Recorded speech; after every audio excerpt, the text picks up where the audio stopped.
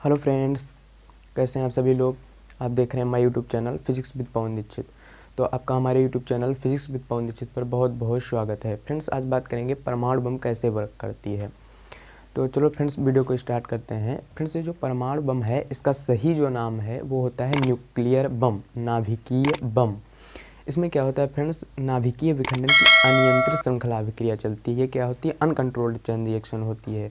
यानी एक बार शुरू हो गई तो हमारे कंट्रोल में फिर नहीं रहती है। नाभिकीय विखंडन की क्या होती है, इसमें अनियंत्रित श्रृंखला अभिक्रिया होती है। अनियंत्रित श्रृंखला अभिक्रिया एक होता है कंट्रोल्ड चेन रिएक्शन, जिसमें नाभिकीय विखंडन की नियंत्रित श्रृंखला अभिक्रिया चलाई जाती है, जिसमें हमारा नाभिकीय रिएक्टर हो गया परमाणु भट्ठी। फ्रेंड्स, क्या होता है, ये जो परमाणु बम होती है, परमाणु बम, इसके फटने से लाखों डिग्री सेल्सियस का टेम्परेचर उत्पन्न होता है। जिस स्थान पर फटती है वहाँ पे लाखों डिग्री सेल्सियस का टेम्परेचर उत्पन्न होता है। और ये लगभग 10, 12, 13 किलोमीटर की दूरी तक तो इसके आग का गोला एकदम से बहुत भयानक आग का गोला फैलता है। इसमें पेड़ पौधे मकान सब कुछ जलकर राख हो जाता है। इसमें इतनी खतरनाक गैसें निकलती हैं, मीलों किलोमीटर की दूरी तक कुछ भी नहीं रह जाता है। किलोमीटरों की दूरी तक पेड़ पौधे, जीवन का कोई नामो निशान नहीं रह जाता है। इसमें रेडियो एक्टिव किरणें, इतनी खतरनाक किरणें, रेडियो एक्टिव किरणें निकलती हैं जो वायु के माध्यम से मीलों किलोमीटर की दूरी तक जाती हैं।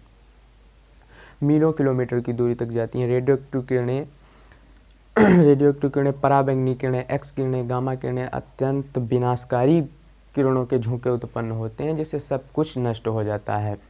फ्रेंड्स, रासायनिक तथा अन्य बम विस्फोट की तुलना में जो परमाणु बम होता है सबसे खतरनाक होता है। परमाणु बम सबसे खतरनाक होता है। इसको बनाने के लिए क्या करते हैं फ्रेंड्स, इसको बनाने के लिए यूरेनियम 92-235 या प्लूटोनियम का प्रयोग करते हैं।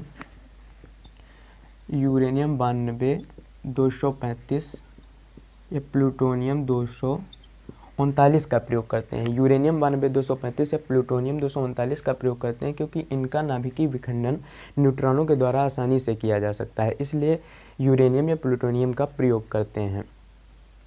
इसमें जो फ्रेंड्स विखंडनीय पदार्थ है, इसमें ये जो विखंडनीय पदार्थ यूरेनियम है, इसका जो साइज है वो क्रांतिक साइज से छोटा रखते हैं, इसलिए वो विखंडित न होकर स्थिर हो जाता है।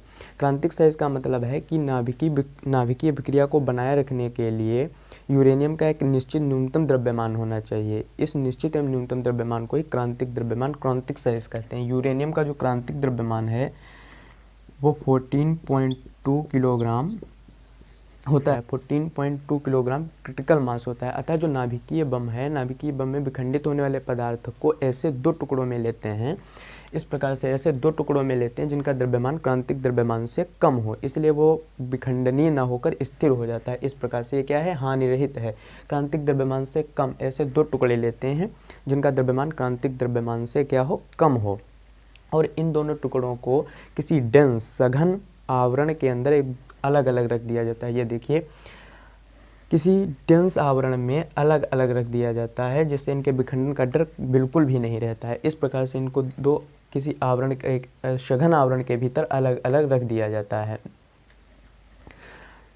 और इस फ्रेंड्स आवरण के अंदर न्यूट्रॉन पहले से ही अंतरिक्ष किरणों के द्वारा कुछ न कुछ न्यूट्रॉन पहले से मौजूद होते हैं। जब परमाणु बम को हमें विस्फोट कराना होता है तो इसके ऊपर लगी चाबी के द्वारा इन दोनों टुकड़ों को आपस में मिला दिया जाता है। इन दोनों टुकड़ों को आपस में मिलाने से क्या होता है कि इसका जो द्रव्यमान है क्रांतिक द्रव्यमान से अधिक हो जाता है। क्रांतिक द्रव्यमान से अधिक होते ही नाभिकीय विखंडन की अनियंत्रित श्रृंखला अभिक्रिया शुरू हो जाती है। इस प्रकार से क्रांतिक द्रव्यमान से अधिक होते ही न्यूट्रॉनों के द्वारा, क्योंकि न्यूट्रॉन पहले से ही मौजूद रहते हैं, क्रांतिक द्रव्यमान से अधिक होने से द्रव्यमान इस नाभिकीय विखंडन की अनकंट्रोल्ड चेन रिएक्शन, अनियंत्रित श्रृंखला अभिक्रिया शुरू हो जाती है और परमाणु बम विस्फोट हो जाता है और क्षण ही भर में अपार ऊर्जा उत्पन्न होती है।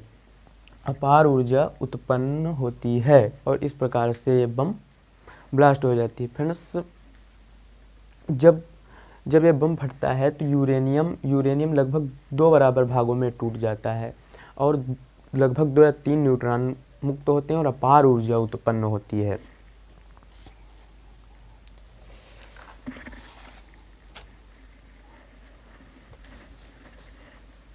यूरेनियम लगभग 2 बराबर भागों में टूटता है। यूरेनियम 92-235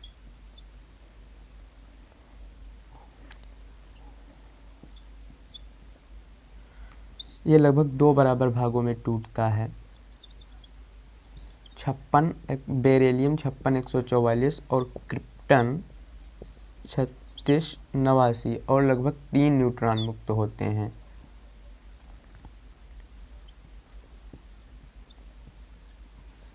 और अपार ऊर्जा उत्पन्न होती है। ये न्यूट्रॉन जो हैं अनुकूल स्थितियों में अन्य यूरेनियम परमाणुओं को भी विखंडित करते हैं। इस प्रकार से फिर बेरिलियम, क्रिप्टन, फिर 3 न्यूट्रॉन निकलेंगे। ये अन्य यूरेनियम परमाणु को भी विखंडित करेंगे। इस प्रकार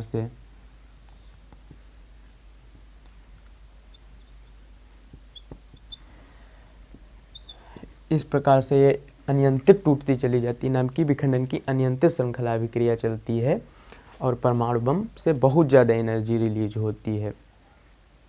जब अमेरिका के द्वारा जापान के हिरोशिमा और नागासाकी पर 1945 में परमाणु बम लगभग 76 वर्ष पहले गिराया गया था, जिसका आज भी वहाँ पे परिणाम है। कई पीढ़ियों तक जो संतानें हैं वो अपाहिज और अपंग पैदा होती हैं। परमाणु बम विस्फोट बहुत ही खतरनाक होता है।